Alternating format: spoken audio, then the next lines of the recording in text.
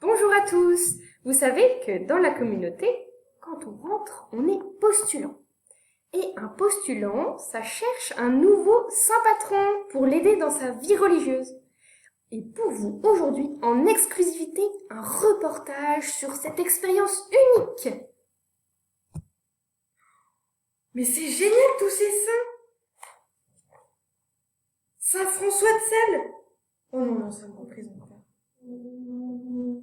Oh non, mais Sainte Marguerite Marie. Non, non, trop basique. Oh non, mais là, je suis désespérée. Ça fait 28 livres que je lis là, toujours pas de sang. Allô, là-haut, y a pas quelqu'un qui peut m'aider? Bonjour, CSSP, conseillère saint patron professionnel. Alors, j'ai à mon actif 150 domini ravis et enchantés de leur choix de saint patron, ainsi que de nombreuses familles et mamans qui ont choisi un saint patron pour leurs enfants. Alors, je crois pouvoir trouver chaussure à votre pied, si ça vous intéresse. Alors, vous avez des préférences, des dévotions, la Sainte Vierge, le Sacré-Cœur, l'Eucharistie. On a vraiment beaucoup de choix.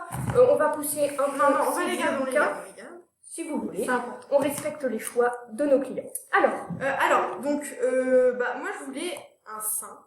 Comme c'est le début de ma vie religieuse, je voulais un saint, une sainte patronne qui puisse m'aider à être une bonne religieuse. ah oui, classique, c'est normal, je comprends. On a ce qu'il faut, je pense. Oui, une religieuse qui pourrait vous aider. C'est une de mes préférées. Sainte Catherine Labouré, très humble, parce que c'est la vertu essentielle pour bien fonder une vie religieuse, c'est l'humilité. Oui, vraiment, c'est ce que je préfère. Donc, Catherine Labouré, petite fille, on l'appelait Zoé. Zoé, donc elle est la cinquième de 11 enfants. Malheureusement, elle a perdu sa maman petite. Elle doit s'occuper avec sa petite sœur de toute la maison. Et c'est au moment de la mort de sa maman qu'elle va monter sur une chaise pour embrasser une statue de la Sainte Vierge en lui disant « Maintenant, c'est toi qui seras ma maman ». Vous voyez une grande dévotion à la Sainte Vierge. Zoé n'ira jamais à l'école, mais elle a beaucoup de bon sens et surtout, elle prie beaucoup. Et dans son cœur, comme vous, grandit le désir d'une vie religieuse, comme sa grande sœur chez les filles de la charité. Mais malheureusement, son papa ne veut pas. Et elle l'envoie à Paris, dans le restaurant de son grand frère, où elle doit faire les services ménagers. Mais son frère s'aperçoit que sa sœur est triste et qu'elle n'est pas à sa place. Il intervient donc auprès de son père et qui accepte finalement que Zoé entre au couvent. Devenue sœur Catherine, elle commence une vie religieuse fervente. Elle aura la grande grâce, alors ça je vous la souhaite peut-être, de voir la Sainte Vierge. C'est son ange gardien qui la réveille en pleine nuit pour l'emmener à la chapelle, où la Sainte Vierge arrive et s'assoit sur le fauteuil du prêtre. Elle dira que c'était le plus beau moment de sa vie. On s'en doute.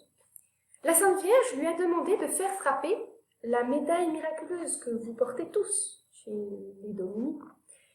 Et cette médaille va se répandre, c'est pour cela qu'elle s'appellera médaille miraculeuse, car elle a fait beaucoup de miracles. Cependant, pendant la vie de Catherine, personne ne saura que c'est elle qui a vu la Sainte Vierge tellement elle est humble et discrète. Et même on pense qu'elle est un peu bête et qu'elle est incapable. Mais à sa mort, tous seront unanimes pour dire qu'elle était une sainte religieuse.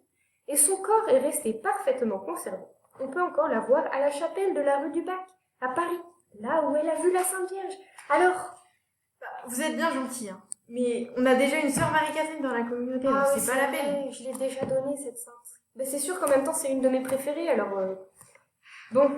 écoutez, que diriez-vous d'un martyr? On en a plein en stock. Mais il y en a beaucoup de trop, c'est pas possible. Mais justement, un bon martyr, là, Saint Maximilien Kolbe, il est extra.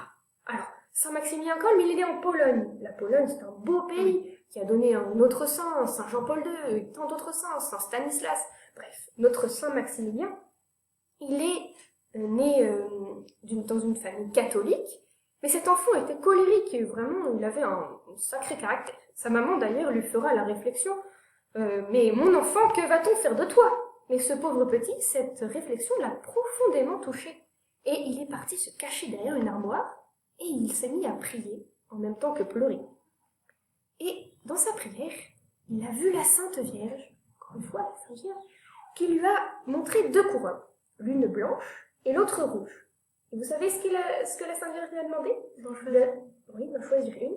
Et qu'a-t-il fait? Il a choisi les deux. Il a choisi les deux. Eh bien, plus tard, ce petit Maximilien va rentrer chez les franciscains à l'âge de 16 ans. Devenu prêtre, il sera apôtre de la Sainte Vierge et il ne se baladera jamais sans ses cartouches, qui sont la médaille miraculeuse, et son arme, le chapelet.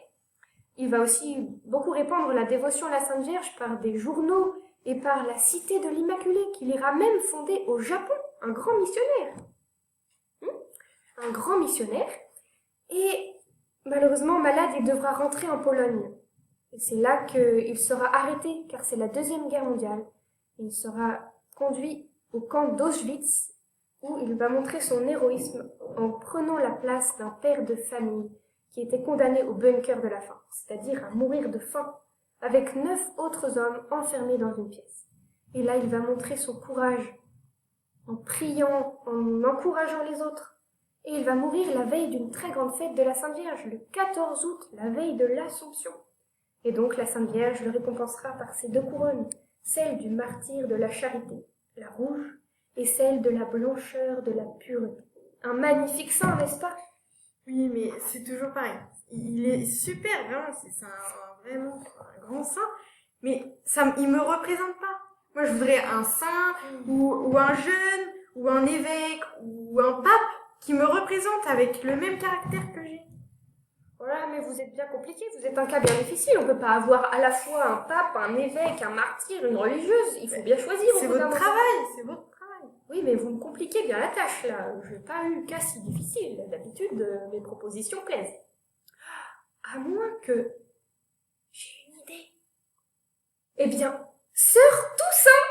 Mais c'est vraiment super! Voilà, Sœur Toussaint, comme ça vous avez tous les saints pour vous toute seule. Bah voilà. Et forcément, il y en a un qui vous plaira.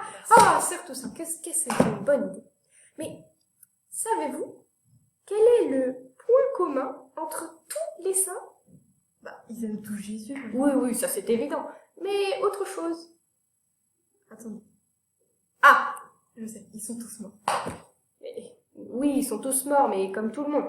Mais non, le vrai point commun entre tous les saints, c'est qu'ils ont tous obéi. Les saints enfants, ils ont obéi à leurs parents. Les saints religieux et religieuses, ils ont obéi à leurs supérieurs.